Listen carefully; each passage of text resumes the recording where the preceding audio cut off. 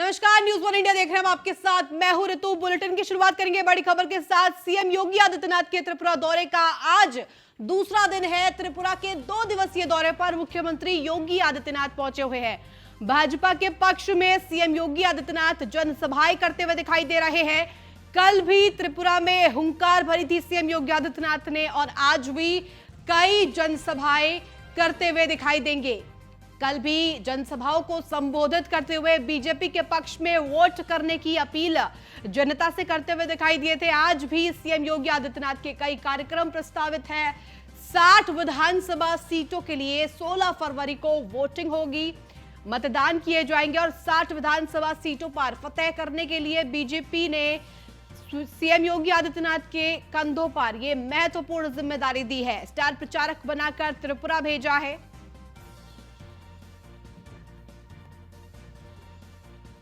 त्रिपुरा के 2 दिवसीय दौरे पर मुख्यमंत्री योगी आदित्यनाथ। और ज्यादा जानकारी के साथ हमारे संवाददाता अश्विनी द्विवेदी हमारे साथ फोन लाइन पर जुड़ गए। अश्विनी, सीएम योगी आदित्यनाथ के दौरे का दूसरा दिन त्रिपुरा पहुंचे हुए हैं और आज भी हुंकार करते हुए दिखाई देंगे और 60 विधानसभा सीटों के लिए बीजेपी के पक्ष में वोट डालने की अपील करेंगे। बिल्कुल, मुख्यमंत्री योगी आदित्यनाथ का 2 दिवसीय त्रिपुरा दौरा था। कल त्रिपुरा के लिए रवाना होते मुख्यमंत्री। कल भी मुख्यमंत्री ने तमाम रोड शो और जनसभाओं में सम्मिलित हुए थे और आज भी कई कार्यक्रम में मुख्यमंत्री योगी आदित्यनाथ शिरकत करेंगे। अगर बात करें त्रिपुरा चुनाव की तो 16 फरवरी को 60 सीटों विधानसभा सीटों के लिए त्रिपुरा में चुनाव होना है। ठीक उससे पहले सबसे भरोसेमंद खिलाड़ी को भारतीय जनता पार्टी ने पिच पे उतारा है। अगर बात करें बतौर मुख्यमंत्री, सबसे ज्यादा अगर डिमांड किसी की बतौर मुख्यमंत्री होती है भारतीय जनता पार्टी के कार्यकर्ताओं की ओर से, नेताओं की ओर से स्टार प्रचारक के रूप में, तो मुख्यमंत्री योगी आदित्यनाथ हैं। इससे पहले इससे उदाहरण देखने को मिले हैं, चाहे वो हिमाचल प्रदेश का चुनाव रहा या गुजरात का चुनाव रहा, दोनों जगह पर भारी डिमांड थी। कई एक जिले से 5 अगर प्रत्याशी थे, 5 चाह रहे थे, 5 जगह पर मुख्यमंत्री योगी आदित्यनाथ उनके लिए समर्थन मांगे। निश्चित तौर पर त्रिपुरा दौरा है, काफी टफ चुनाव माना जा रहा है क्योंकि इस बार वहां का चुनाव त्रिकोणीय चुनाव होने वाला है। क्योंकि पिछली बार का जो चुनाव रहा था वो भारतीय जनता पार्टी ने 0 सीट लेकर के सत्ता का शिखर हासिल किया था। 41% की अप्रत्याशित वोट बैंक में वृद्धि भारतीय जनता पार्टी के पक्ष में हुई थी। तो निश्चित तौर पर कहीं ना कहीं वो एक तरीके से मोदी का जादू कहा जा रहा था कि मोदी मैजिक जो चल रहा था उसके चलते हुआ था। अब इस बार का चुनाव हुआ त्रिकोणीय होना है क्योंकि भारतीय जनता पार्टी एक और है जो सत्ता में अभी फिलहाल है, दूसरी ओर कांग्रेस और वाम दल ने गठबंधन किया, तो तीसरी ओर ममता बनर्जी की टीएमसी है पार्टी, वो भी इस बार चुनावी मैदान में। तो ऐसे में जो चुनाव होने वाला त्रिकोणीय चुनाव हो रहा है। हालांकि जानकार जो राजनीति के उनका कहना है कि टीएमसी के आने से ज्यादा नुकसान कांग्रेस और वाम दलों का होगा। भारतीय जनता पार्टी के जो वोट बैंक पे इससे खासा असर नहीं पड़ेगा क्योंकि भारतीय जनता पार्टी का जो वोट बैंक हिंदुत्व का वोट बैंक है और उसी एजेंडे पर भारतीय जनता पार्टी लगातार चलती रहती है। कोई भी चुनावी चुनाव होता है उस दौरान देखा था कि हिंदुत्व का एजेंडा प्रमुख एजेंडा रहता है, चाहे वो राम मंदिर के निर्माण से जुड़ा हुआ हो या फिर काशी विश्वनाथ से जुड़ा हुआ या फिर मथुरा से जुड़ा हुआ, इन चीजों का जिक्र कहीं ना कहीं जरूर होता है निश्चित तौर पर। और सबसे बड़े हिंदुत्ववादी इस समय बात करें छवि उत्तर प्रदेश के अंदर है तो वो मुख्यमंत्री योगी आदित्यनाथ की है। देश के अंदर उनका काफी वर्चस्व है। उनके मठ के जो अंतर्गत आने वाले लोग, जो मठ को मानने वाले लोग हैं, वो त्रिपुरा में भी रहते हैं, वो तमाम अश्विनी, क्योंकि तमाम राजनीतिक दल इस वक्त तैयारियों में जुट गए हैं, बीजेपी की भी तैयारी हम देख रहे हैं। सीएम योगी आदित्यनाथ खुद स्टार प्रचारक बनकर त्रिपुरा में इस वक्त मौजूद है 2 दिवसीय दौरे पर। और ऐसे में आपसे समीकरण समझना चाहूंगी क्योंकि लगातार ये बात सामने आ रही है, एंटी इनकम्बेंसी की प्रॉब्लम बीजेपी को हो सकती है। दोबारा से सरकार क्या बना पाएगी? बीजेपी के लिए क्या डगर इतनी आसान है इस वक्त त्रिपुरा में? बिल्कुल, अगर बात करें त्रिपुरा में जो चुनाव पिछला चुनाव हुआ था 2000 इससे पहले, जो उसमें कहीं ना कहीं यही आशंका लगाई जा रही थी कि भारतीय जनता पार्टी सत्ता में नहीं आ पाएगी, लेकिन भारतीय जनता पार्टी ने बेहतर परफॉर्मेंस किया और पिछले 5 सालों में जो काम करने का तरीका रहा, निश्चित तौर पर कहीं ना कहीं एंटी इनकम्बेंसी तो थोड़ी बहुत जरूर आती हर चुनाव में। अगर उत्तर प्रदेश का इस बार का चुनाव देखें तो कुछ सीटें भारतीय जनता पार्टी कम जरूर हुई लेकिन इतना नुकसान नहीं हुआ। तो यही स्थिति बताया जा रहा है कि वहां पर भी और टीएमसी के चुनाव लड़ने से कहीं ना कहीं कांग्रेस का और विपक्षी पार्टियों का नुकसान है। भारतीय जनता पार्टी के जो वोट बैंक है उसमें बहुत हल्का थोड़ा बहुत नुकसान हो सकता है, कोई बड़ा अंतर दिखाई नहीं देगा। हालांकि ये वोटर के मूड पर डिपेंड करता है कि वो अंतिम समय में कहाँ वोट करेगा, और जब रिजल्ट आता तब चीजें साफ होती है। लेकिन जो राजनीति के जानकार हैं उनका कहना है, गणतज्ञों का कहना है कि इतना कुछ नुकसान भारतीय जनता पार्टी का इस चुनाव में नहीं होने वाला। जी अश्विनी, कल भी हुंकार भरी थी सीएम योगी आदित्यनाथ ने त्रिपुरा में, आज उनकी जनसभाएं हैं, क्या कुछ आज खास रहेगा? कहां कहां पर आज जनसभाएं सीएम योगी आदित्यनाथ करेंगे? अब बिल्कुल बात करें तो मुख्यमंत्री योगी आदित्यनाथ की कल भी जनसभाएं रही थी, रोड शो रही थी, कार्यकर्ताओं से मिलने का सिलसिला रहा था, और आज फिर वही कार्यक्रम रहेंगे। निश्चित तौर पर तमाम विधानसभाएं वहां की हैं जहां पर सबसे जो टफ विधानसभाएं हैं, जो भारतीय जनता पार्टी को टफ लगती है और हिंदू रिच जो वोट बैंक है वहां मजबूत स्थिति में, तो वहां पर मुख्यमंत्री योगी आदित्यनाथ का दौरा लगाया गया है। और उस दौरान कहीं ना कहीं वो उत्तर प्रदेश की जो छवि, उत्तर प्रदेश में जो काम हुआ डबल इंजन की सरकार के जो फायदे हैं वो गिनाते हुए नजर आएंगे निश्चित तौर पर, क्योंकि उत्तर प्रदेश ने कानून व्यवस्था को लेकर एक बड़ा आयाम हासिल किया, और कहीं ना कहीं दूसरे प्रदेश की जो जनता वो भी चाहती है कि उनके यहाँ व्यवस्था बेहतर हो। इसको लेकर के जब मुख्यमंत्री उत्तर प्रदेश का जिक्र करते हैं तो लोग सहमत होते हैं उनकी बातों से, और कहीं ना कहीं इसी का असर होता है कि तमाम सीटों पर जो सीटें भारतीय जनता पार्टी की तरफ होती है, आखिरी जब रिजल्ट आता है तो उनके पक्ष में होती है। जी ठीक है, बहुत शुक्रिया तमाम जानकारी के लिए अश्विनी। अगली बड़ी खबर लखनऊ से, जहां एलिवेटेड फ्लाईओवर का लोकार्पण कल होगा। शहीद पथ से लखनऊ एयरपोर्ट तक बनेगा फ्लाईओवर। नगराम रेलवे ऊपरगामी सेतु का लोकार्पण होगा। सीएम योगी आदित्यनाथ, रक्षा मंत्री राजनाथ सिंह लोकार्पण करेंगे। लोक निर्माण मंत्री जितिन प्रसाद भी मौजूद रहेंगे। केंद्रीय मंत्री कौशल किशोर भी इस दौरान मौजूद रहेंगे। पीडब्ल्यूडी राज्य मंत्री ब्रजेश सिंह शामिल होंगे। ये तमाम बड़े दिग्गज नेता और अधिकारी इसमें मौजूद रहेंगे। पीडब्ल्यूडी के राज्य मंत्री ब्रजेश सिंह भी इसमें शामिल होंगे। 9 फरवरी को शाम 4:30 बजे अमर शहीद पथ पर यह कार्यक्रम रखा गया है। 9 फरवरी को इस एलिवेटेड फ्लाईओवर का लोकार्पण किया जाएगा। लखनऊ से इस वक्त की बड़ी खबर, एलिवेटेड फ्लाईओवर के जरिए अब परिचालन पर और परिवहन को और अधिक सुदृढ़ किया जाएगा। G20 समिट जीआईएस को लेकर, ग्लोबल इन्वेस्टर समिट G20 के मद्देनजर भी ये बड़ी खबर।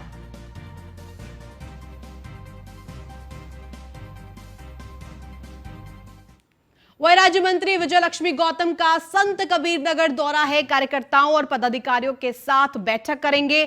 आपको बता दें कि बीजेपी कार्यालय पर बजट संगोष्ठी का कार्यक्रम रखा गया है। विकास विभाग के कार्यों का औचक निरीक्षण करते हुए दिखाई देंगे, जायजा करते हुए दिखाई देंगे कार्यकर्ताओं और पदाधिकारियों के साथ। ये महत्वपूर्ण बैठक आज बीजेपी कार्यालय पर बजट संगोष्ठी का कार्यक्रम। आपको बता दें कि राज्य मंत्री विजय लक्ष्मी गौतम का संत कबीर नगर दौरा, कार्यकर्ताओं और पदाधिकारियों के साथ बैठक करेंगी। खास बात यह कि बीजेपी कार्यालय पर बजट संगोष्ठी का कार्यक्रम रखा गया है, जिसमें शामिल होंगी विकास विभाग के कार्यों का भी जायजा निरीक्षण करते हुए दिखाई देंगी। औचक निरीक्षण विकास विभाग का, विकास कार्यों का। राज्य मंत्री विजय लक्ष्मी गौतम का संत कबीर नगर दौरा, आज कार्यकर्ताओं और पदाधिकारियों के साथ महत्वपूर्ण बैठक करते हुए दिखाई देंगे। कार्यकर्ताओं और पदाधिकारियों के साथ ये महत्वपूर्ण बैठक की खबर।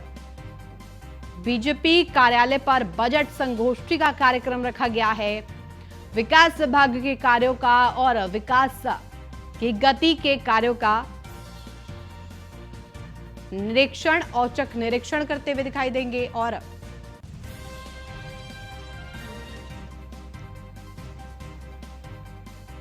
राज्य मंत्री विजय लक्ष्मी गौतम संत कबीर नगर दौरे पर विकास कार्यों की समीक्षा करेंगी और औचक निरीक्षण करते हुए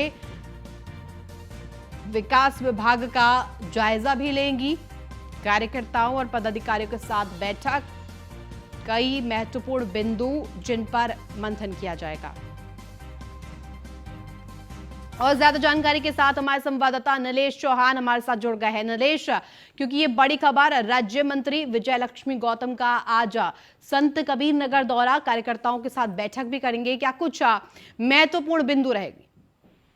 जी बिल्कुल, आपको बता दें कि आज जिले के प्रभारी मंत्री विजय लक्ष्मी गौतम का संतकबीरनगर में दौरा है। कार्यकर्ताओं के साथ और पदाधिकारियों के साथ वो बैठक करेंगे। इस दौरान वो जो है भारतीय जनता पार्टी कार्यालय पर जो है बजट संगोष्ठी कार्यक्रम रखा गया है और इसी दौरान वो जो है प्रभारी मंत्री विजय लक्ष्मी गौतम जो है डाक बंगले पर बैठक करते हुए साथ ही साथ विकास कार्यों की औचक निरीक्षण भी करने की जानकारी बताई गई है। और आपको बता दें कि इसी दौरान वो उनके द्वारा प्रेस वार्ता का आयोजन किया गया है। प्रेस वार्ता के दौरान उसके बाद जो कार्यक्रम होगा वो पूरा समापन होने के बाद वो गोरखपुर वाया होते हुए देवरिया के लिए रवाना होंगी। जी मिथिलेश, क्योंकि बीजेपी कार्यालय पर बजट संगोष्ठी का कार्यक्रम है, इससे जुड़ी हुई क्या कुछ अपडेट आपके पास है? और विकास विभाग में भी कार्यों का औचक निरीक्षण करते हुए दिखाई देंगे, क्या कुछ इस दौरान होगा?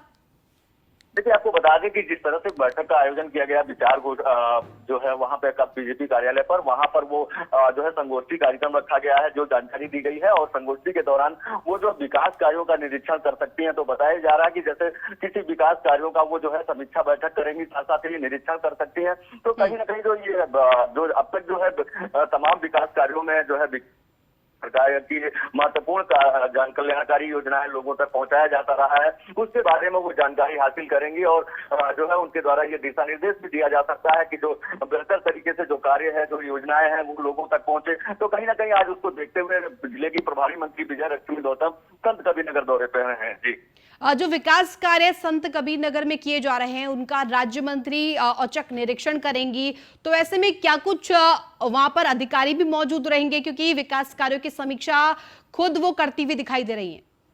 जी बिल्कुल, आपको बता दें कि जिस तरह लगातार जो है सरकार जन कल्याणकारी योजनाओं को संचालित कर रहा है और लोगों तक पहुंचाने का जो प्रयास किया जा रहा है और लगातार योजनाएं जो है लोगों तक पहुंच रही हैं, उसके बारे में वो समीक्षा बैठक करेंगे। अधिकारियों के साथ भी अधिकारी मौजूद रहेंगे। अधिकारियों से बकायदा वो जानकारी हासिल करेंगे कि आखिरकार क्या क्या ऐसी महत्वपूर्ण योजनाएं हैं जो सरकार की जनमानस की पटल पर रखी जा रही है और लोगों तक, लाभार्थियों तक पहुंच रही है, उसके बारे में वो जानकारी हासिल करेंगे। साथ ही साथ वो जो है प्रेस वार्ता का आयोजन भी रखा गया है उनके द्वारा कि ताकि जो वो मीडिया के माध्यम से लोगों को जनमानस की पटल पर रखेंगे कि आखिरकार जो उन्होंने बैठक की है, जो समीक्षा की है, जो उन्होंने जानकारी हासिल की है, क्या कुछ हो पाया है और आगे क्या कुछ होने जा रहा है। ठीक है मिथिलेश, बहुत शुक्रिया तमाम जानकारी के लिए।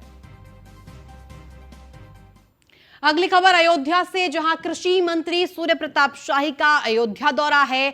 बीकापुर तहसील बीकापुर ब्लॉक का निरीक्षण करेंगे। गांव में हुए विकास कार्यों का भौतिक निरीक्षण भी करते हुए दिखाई देंगे।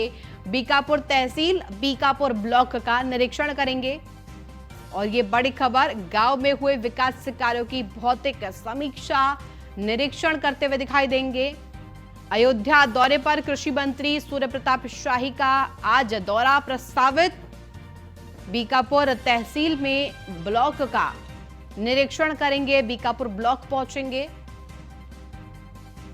गांव में हुए विकास कार्यों की भौतिक समीक्षा करेंगे और भौतिक निरीक्षण करने के लिए वहां पहुंचेंगे। कृषि मंत्री सूर्य प्रताप शाही का दौरा आज गांव में जिस तरह से लगातार विकास कार्य किए जा रहे हैं, उनके भौतिक निरीक्षण भी करते हुए दिखाई देंगे। अयोध्या दौरा कृषि मंत्री सूर्य प्रताप शाही का। ज्यादा जानकारी के साथ हमारे संवाददाता मनीष मिश्रा हमारे साथ जुड़ गया। मनीष, क्योंकि ये बड़ी खबर सामने आई है, अयोध्या दौरे पर कृषि मंत्री पहुंच रहे हैं सूर्य प्रताप शाही, क्या कुछ आज उनके दौरे में खास होने वाला है? जी आपको बता दूं कि प्रदेश के कृषि मंत्री सूर्य प्रताप शाही आज एक दिवसीय अपने अयोध्या दौरे पर रहेंगे, जिसमें बीकापुर तहसील और बीकापुर ब्लॉक में वो निरीक्षण करेंगे। साथ ही वहाँ पे जिस तरीके से आपको पहले भी हमने अपने दर्शकों को बताया था कि जो बजट हुआ था, जो अमृतकाल का बजट पेश किया गया था प्रधानमंत्री नरेंद्र मोदी सरकार के द्वारा, उसके क्या ज्यादा उपयोग है, किस तरीके से वो अंत्योदय तक पहुंचाने वाला है और आम जनता के लिए बनाया गया है, उसको लेकर भी चर्चा की जाएगी। और एक चौपाल का भी आयोजन किया जाएगा, जिसमें जिस तरीके से बजट का जो प्रबंध था और जिस तरीके से बजट उपयोगी है आम जनता के लिए, उसको कैसे पहुंचाया जाए आम जनता तक, उस पर भी चर्चा करते हुए, बजट पर भी चर्चा करते हुए नजर आएंगे प्रदेश के मंत्री सूर्य प्रताप शाही। आपको बता दूं, गाँव के विकास कार्यों का भी भौतिक निरीक्षण करेंगे, कहाँ पे जो किसानों को जो दिक्कतें आ रही हैं रूबरू होंगे, उनके साथ भी देखेंगे और साथ ही साथ जो अधिकारी हैं उनके साथ भी वहाँ पे एक बैठक कर सकते हैं। तो आज एक दिवसीय उनका दौरा माना जा रहा है। अयोध्या की जिस तरह से अयोध्या के विकास किया जा रहा है, जिससे कि प्रदेश में अयोध्या की एक नई छवि बनी है 2014 के बाद से, उसको लेके जो कृषि विभाग जो है, जो वहाँ पे आपको ज्यादा से ज्यादा आप वहाँ पे अपना योगदान दे सकते हैं, उसको लेके वहाँ पे निरीक्षण करते हुए नजर आए। मनीष, क्योंकि गांव में हो रहे विकास कार्यों का भी भौतिक निरीक्षण करेंगे और ऐसे में कृषि मंत्री के साथ साथ वहां पर कौन कौन पदाधिकारी मौजूद रहेंगे? देखिए, आपको बता दूं कि कृषि मंत्री के साथ वहाँ पे जो कृषि विभाग के जो आला अधिकारी हैं वो वहाँ पे रहेंगे, डीएम वहाँ पे रहेंगे और पुलिस के आला अधिकारी वहाँ पे रहेंगे। माना जा रहा है कि जिस तरीके से उनका ये भौतिक निरीक्षण गाँव का किया जाएगा, गाँव के विकास कार्य को लेकर जो एक रिपोर्ट तलब की गई थी प्रदेश सरकार की तरह, उसमें माना गया था कि जो प्रभारी मंत्री हैं, जो मंत्री हैं, वो अपने क्षेत्र के अपने विकास अपने जो क्षेत्र हैं उनके विकास कार्यों की समीक्षा करेंगे, रिपोर्ट करेंगे। तो माना जा रहा है वहाँ पे कृषि मंत्री जब पहुंचेंगे तो जो वहाँ के कृषि जो से संबंधित अधिकारी हैं उनके साथ एक समीक्षा बैठक की जा सकती है। और माना जा रहा है कि सबसे अहम पूरे दौरे में जिस हिसाब से जो अमित शाह का बजट है उस बजट को लेकर भी एक चर्चा की जा सकती है। जी ठीक है, बहुत शुक्रिया तमाम जानकारी के लिए मनीष। लखनऊ से आपको खबर बताएंगे, 2011 बैच के आईएएस अफसर अभिषेक सिंह निलंबित किए गए हैं। बिना बताए 3 महीने से गायब अफसर पर यह बड़ी कार्रवाई की गई है। आईएएस अफसर को जल्द अब आरोप पत्र दिया जाएगा। बिना बताए 3 महीने से गायब थे अफसर। गुजरात चुनाव के दौरान फोटो को लेकर चर्चा में आए थे। आईएएस अफसर अभिषेक सिंह पर यह बड़ी कवायद, बड़ी कार्रवाई की गई है। आईएएस अभिषेक सिंह पर आईएएस अभिषेक सिंह को राजस्व परिषद से संबद्ध किया गया है। बिना लिखित अनुमति मुख्यालय छोड़ने पर रोक लगा दी गई है। और ज्यादा जानकारी के साथ हमारे संवाददाता एसके वाजपेयी हमारे साथ जुड़ गए। एसके, 2011 बैच के आईएएस ऑफिसर अभिषेक सिंह को निलंबित किया गया है, क्या कुछ कारण बताए जा रहे हैं और इस एकाएक ये फैसला लिया गया है क्या? बिल्कुल, निश्चित तौर पर ये एकाएक फैसला नहीं है। उत्तर प्रदेश सरकार लगातार ऑब्जर्व कर रही थी। अभिषेक सिंह को नोटिस भी किया गया था क्योंकि उनको गुजरात चुनाव के दौरान ऑब्जर्वर बनाकर यहाँ से भेजा गया था, लेकिन वहां पर उनके द्वारा एक फोटो क्लिक करके उसको सोशल मीडिया पर वायरल किया गया था, जिसके बाद चुनाव आयोग की तरफ से कार्रवाई करते हुए उनको ऑब्जर्वर पद से तत्काल हटा दिया गया था। इस पूरे मामले के बाद उनको वापस आकर अपने मूल कैडर मतलब उत्तर प्रदेश सरकार के अधीन में आकर ज्वाइन करना था, लेकिन वो उत्तर प्रदेश नहीं लौटे और उन्होंने ज्वाइन नहीं किया, जिसके बाद उनको उत्तर प्रदेश सरकार की तरफ से नोटिस भी भेजा गया कि आखिर बिना किसी छुट्टी के या बिना किसी वाजिब कारण के वो अपने सर्विस से क्यों गायब है, क्यों अपने पद पर वो ज्वाइन नहीं कर रहे हैं, जिसके बाद उनकी तरफ से कोई भी जवाब नहीं दिया गया। हालांकि इस पूरे मामले को लेकर उत्तर प्रदेश सरकार ने इसको आचरण नियमावली के विपरीत मानते हुए उनका सस्पेंशन कर दिया है। फिलहाल उनको राजस्व परिषद से अटैच कर दिया गया है और सरकार ने पूरे मामले की जांच के आदेश दिए हैं। तो क्योंकि गुजरात चुनाव के दौरान बताया जा रहा है कि फोटो को लेकर वो चर्चा में आए थे, जिसके बाद ये कार्रवाई अब की गई है आईएएस अफसर अभिषेक सिंह पर। क्या कुछ जानकारी फोटो से जुड़ी आपके पास, क्या वो फोटो थी? बिल्कुल, उनको ऑब्जर्वर के तौर पर गुजरात चुनाव में भेजा गया था और उस दौरान उनकी तरफ से एक फोटो क्लिक की गई थी और वो फोटो क्लिक करके अपने सोशल मीडिया अकाउंट से उसको शेयर कर दिया गया था, क्योंकि चुनाव आयोग ने इसको आदर्श आचार संहिता का उल्लंघन माना था, जिसके बाद चुनाव आयोग की तरफ से कार्रवाई करते हुए उनको हटा दिया गया था। हालांकि इस पूरे मामले के बाद उनको वापस आकर अपने मूल कैडर उत्तर प्रदेश में ज्वाइन करना था, लेकिन वो उत्तर प्रदेश में आकर ज्वाइन नहीं किए, जिसके बाद उत्तर प्रदेश सरकार की तरफ से उनको नोटिस भेजा गया। हालांकि इस नोटिस के बाद अब उत्तर प्रदेश सरकार की तरफ से सस्पेंशन की कार्रवाई की गई है। ठीक है, बहुत शुक्रिया तमाम जानकारी के लिए। वही लोकसभा चुनाव से पहले शिवपाल यादव सक्रिय नजर आए हैं। नए और पुराने कार्यकर्ताओं को सक्रिय किया जाएगा। दूसरे दल में गए नेताओं को फिर घर वापसी कराएगी सपा। ये सूत्रों के हवाले से बड़ी खबर सामने आई है। मार्च तक घर वापसी की अब ये कवायद की जाएगी। घर वापसी की संभावना जताई जा रही है। सूत्र ये बता रहे हैं कि सपा महासचिव शिवपाल यादव को विधानसभा में फ्रंट सीट पर बैठाने पर सहमति बनी है। अखिलेश और शिवपाल की मुलाकात के बाद नए समीकरण ये बनाए गए हैं। पूर्वांचल समेत पूरे यूपी में जमीनी कार्यकर्ताओं को अब सक्रिय किया जाएगा। अलर्ट मोड पर अब कार्यकर्ताओं को रखा जाएगा। जो नए और पुराने नियम थे उन्हें हटाकर अब नए तरीके से समीकरण बनाए जाएंगे और खासतौर पर अखिलेश यादव और शिवपाल सिंह यादव की मुलाकात के बाद ये नए समीकरण की बात पर सहमति बनी है। और ये बात भी खास है कि शिवपाल यादव को विधानसभा में भी अब फ्रंट सीट पर बैठाने पर सहमति बन गई है। ज्यादा जानकारी के साथ हमारी संवाददाता स्कंदिता मिश्रा हमारे साथ जुड़ गए फोन लाइन पर। स्कंदिता, ये बड़ी खबर सामने आई है, अब जो पुराने नियम थे सपा में सभी को बदलकर नई रणनीति के साथ सपा आगे बढ़ रही है। जो पुराने लोग जिन्होंने पार्टी का साथ छोड़ दिया है उनको भी अब सक्रिय किया जाएगा, वापस से लाने की कोशिश सपा कर सकती है।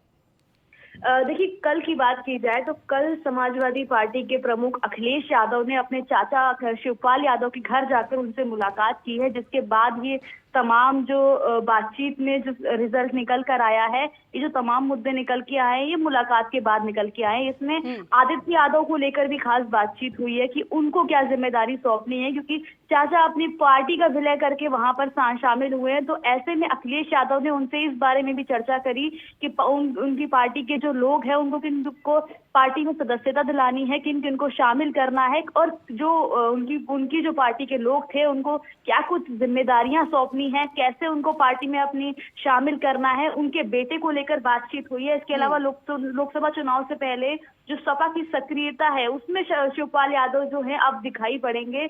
और जिस तरीके से वो लगातार उन्होंने 80 जो लोकसभा सीट है उनका दौरा करने की बात की है, तो उसमें लगातार सामने नजर आ रहे हैं कि किस तरीके से अखिलेश यादव लगातार तमाम जिलों के दौरे कर रहे हैं। इसके अलावा शिवपाल यादव तमाम जिलों के दौरे कर रहे हैं।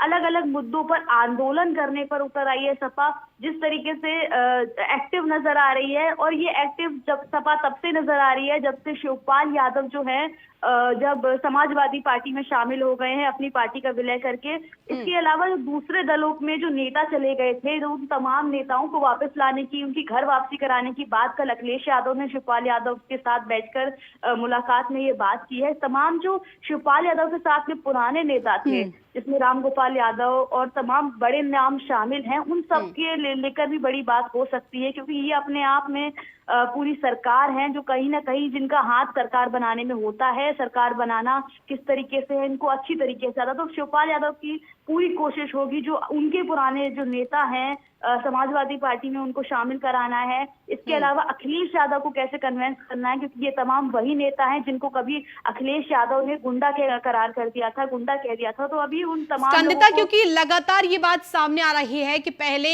बहुत ज्यादा विश्वास अब शिवपाल यादव पर दिखा रहे हैं अखिलेश यादव। क्या शिवपाल यादव को पहले महासचिव बनाया जाता है, सपा का महासचिव पद की जिम्मेदारी दी जाती है, जिसके बाद बैठक वो करते हैं। अखिलेश यादव के साथ उनकी कल मीटिंग होती है और अब उन्हें ये बात पे भी सहमति बन गई है कि विधानसभा में भी फ्रंट सीट पर बैठाया जाएगा। क्या ये माना जाए कि दोनों चाचा भतीजे के बीच में जो विवाद था वो अब सॉल्व हो गया है, या फिर सिर्फ डिंपल यादव की जीत का ये अवार्ड उन्हें दिया जा रहा है?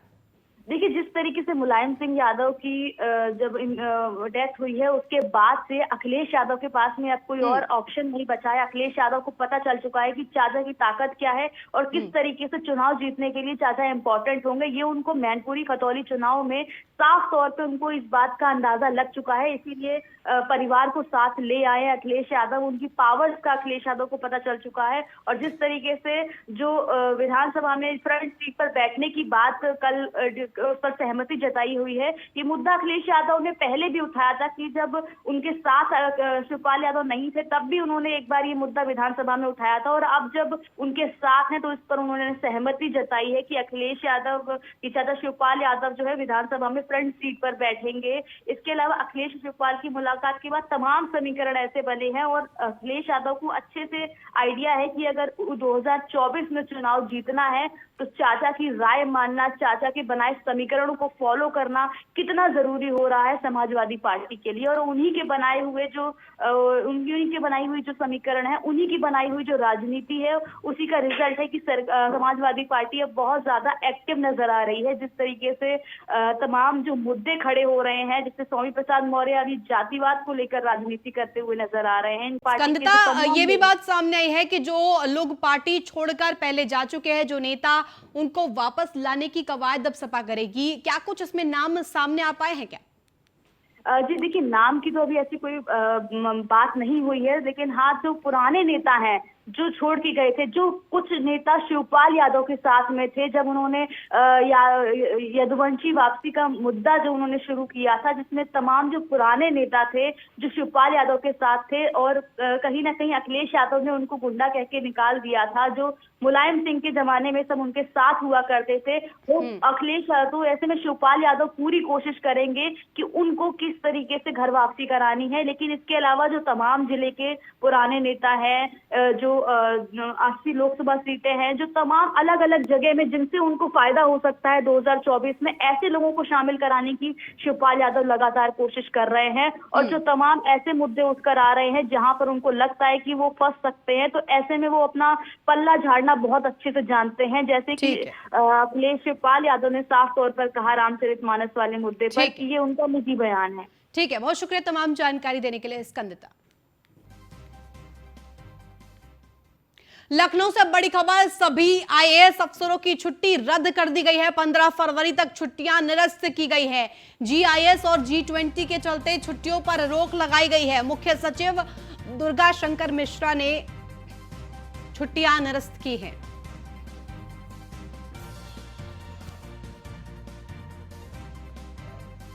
माननीय मुख्यमंत्री जी के नेतृत्व में ये बड़ी खबर, अब सभी आईएएस अफसरों की छुट्टियां रद्द कर दी गई है। मुख्य सचिव दुर्गा शंकर मिश्रा ने छुट्टियां निरस्त की हैं।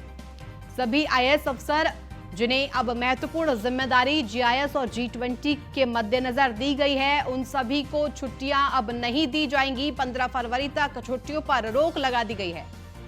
जीआईएस और G20 के चलते छुट्टियां निरस्त की गई है। मुख्य सचिव दुर्गा शंकर मिश्र ने छुट्टियां निरस्त की हैं। लखनऊ से ये बड़ी खबर, सभी आईएएस अफसरों की छुट्टियां रद्द कर दी गई है।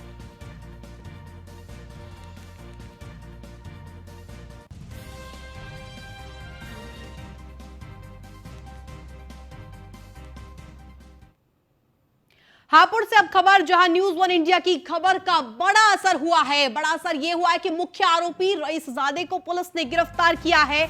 आरोपी रईसजादे से पुलिस ने कार भी बरामद की है। रईसजादों पर अब शिकंजा कसा गया है। कार सवार रईसजादों ने बाइक टकराने पर बुजुर्ग को पीटा था। न्यूज वन इंडिया ने बढ़ चढ़कर प्रमुखता से इस खबर को दिखाया था, जिसके बाद खबर चलने का असर हुआ है। खबर चलने की वजह से पिलखुआ पुलिस हरकत में आई है। कोतवाली पिलखुआ के छिजारसी टोल प्लाजा का ये पूरा मामला है। वीडियो भी हम आपको दिखा रहे हैं। मुख्य आरोपी रईसजादे को पुलिस ने गिरफ्तार किया है। न्यूज वन इंडिया ने बढ़ चढ़कर इस खबर को प्रमुखता से दिखाया था और अब इस खबर का असर भी हुआ है। आरोपी रईसजादे को पुलिस ने गिरफ्तार कर लिया है।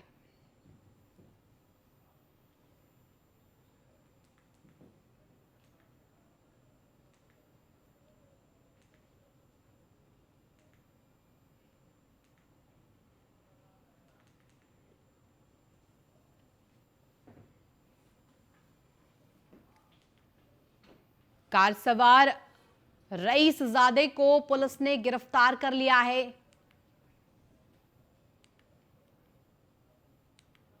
में विगत सप्ताह एक वीडियो वायरल हुआ है, जिस वीडियो में एक बुजुर्ग व्यक्ति को कुछ कार सवार व्यक्तियों द्वारा मारपीट की जा रही है। इस वीडियो का संज्ञान लेते हुए तत्काल हापुड़ पुलिस द्वारा मुकदमा पंजीकृत किया गया है और मुख्य आरोपी, जिसका नाम मोनू यादव है, जो नागलोई दिल्ली का निवासी है, उसको घटना में प्रयुक्त कार से गिरफ्तार कर लिया गया है और इसमें आवश्यक कार्रवाई की गई थी। लखनऊ में विगत सप्ताह एक वीडियो वायरल। आरोपी रईसजादे से पुलिस को बरामदगी में एक कार भी मिली है। कार सवार रईसजादों ने बाइक सवार बुजुर्ग की पिटाई की थी।